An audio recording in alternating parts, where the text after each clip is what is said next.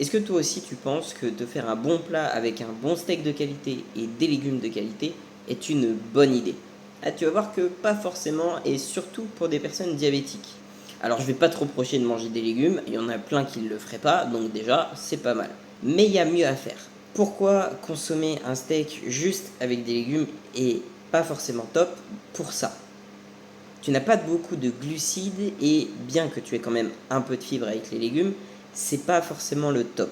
Parce que attention, surtout pour le diabète, pour protéger du diabète et lutter contre le diabète, c'est important de consommer des fibres, notamment des légumineuses. Pourquoi? Parce que les fibres vont ralentir l'absorption du sucre, elles vont éviter les pics de glycémie et donc limiter les risques de diabète.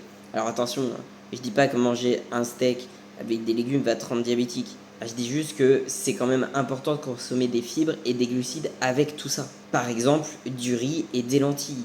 Et pas juste un steak avec des légumes pas très caloriques. On a fait des tests sur des personnes diabétiques et on s'est rendu compte que lorsqu'ils consomment moins de matières grasses, plus de fibres et plus de glucides, donc plus de sucre lent de bonne qualité, comme du riz, des céréales complètes, des légumineuses. On s'est rendu compte qu'ils avaient un bilan sanguin à jeun qui était nettement meilleur et leur taux de cholestérol chutait d'environ 30%.